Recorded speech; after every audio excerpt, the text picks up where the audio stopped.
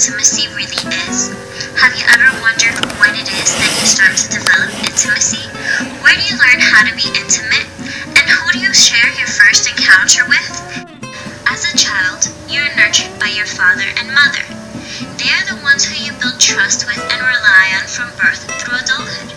It is from this encounter with your parents that you will learn how to be intimate with others. This is also when you will start to develop attachment. Intimacy is sharing that which is inmost with others. We learn these tender feelings very early in our childhood, and these early connections affect how we interact later in life. Attachment is the strong emotional bond between an infant and caregiver. This emotional connection is inborn and sparked by biology. There are 4 types of attachment. There's secure attachment, preoccupied attachment, dismissing, avoidant, and fearful avoidant. The first type of attachment is called secure attachment. This one is an expectation about social relationships led by trust, a lack of concern with being abandoned, and a feeling of being valued and well-liked. The second one is preoccupied attachment. This one's led by trust, but combined with a feeling of being unworthy of others, love, and fear of abandonment.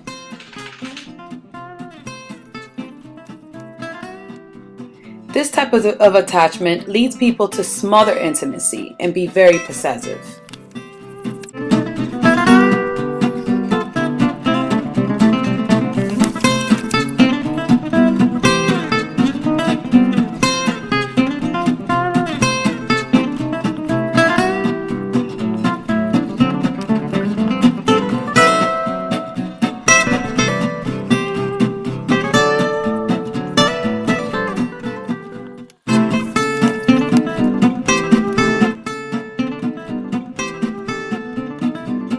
Now, one main aspect in creating a close relationship or friendship is through self-disclosure, which is the revealing of personal information about oneself to another person. Now, in the beginning of a friendship, one might disclose some small aspects of themselves or just engage in some small talk. One would typically follow the norm of self-disclosure reciprocity, where you give a little information at first and reveal more intimate information in time as the other person does. But sometimes there can be something called too much information. What you don't want to do initially is express, too much personal information. That will scare some people off and just not be a beginning to a potential friendship. So for the previous scenario, I pretty much just described social penetration theory, which is a theory that describes the development of close relationships in terms of increasing self-disclosure. The level of imbalance in disclosure is called deep penetration, which can sink any relationship.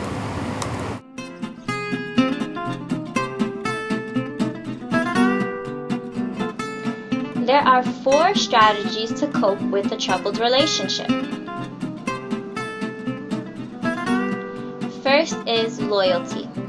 In this strategy, the couple will be passive and wait for the problem to fix itself.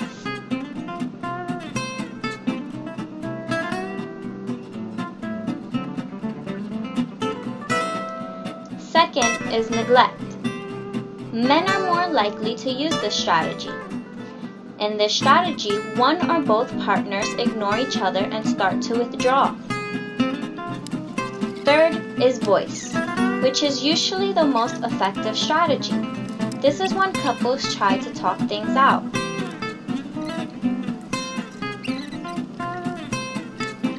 If all else fails, the last strategy is exit.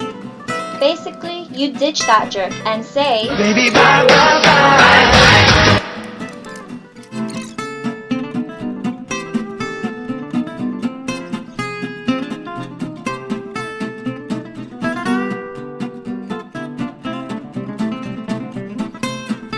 The most widely endorsed causes of female sexual desire were interpersonal experiences related to companionate love, whereas the most widely endorsed causes of male desire were biological processes and a physical need for sex.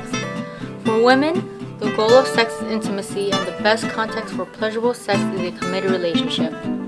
Men are more likely to believe in love at first sight, in love as the basis for marriage and for overcoming obstacles, and to believe that their romantic partners and their relationships will be perfect. Other studies indicate that men tend to fall in love faster and fall out of love more slowly than women. Evolutionary theorists have different reasons as to why men and women may differ in their experience of love. Men want to maximize their probability that his genes will live on in future generations. It is to a man's advantage to establish sexual intimacy as quickly as possible in a relationship and to have frequent sexual encounters with many different women. For a woman, a discriminating approach is needed in choosing a mate because she has a limited number of eggs that can be fertilized during her time of reproduction. This biological limitation makes women want to carefully judge their potential partner's strengths and weaknesses so they can identify men with the best genes and personality.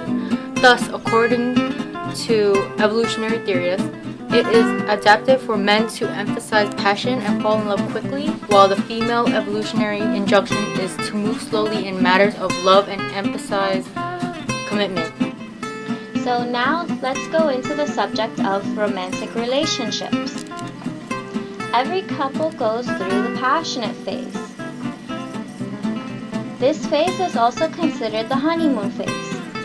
In this phase, couples are very lovey-dovey with each other. They long to feel each other's embrace and often give each other gifts as mementos of their love. In this stage, couples are also very sexually active.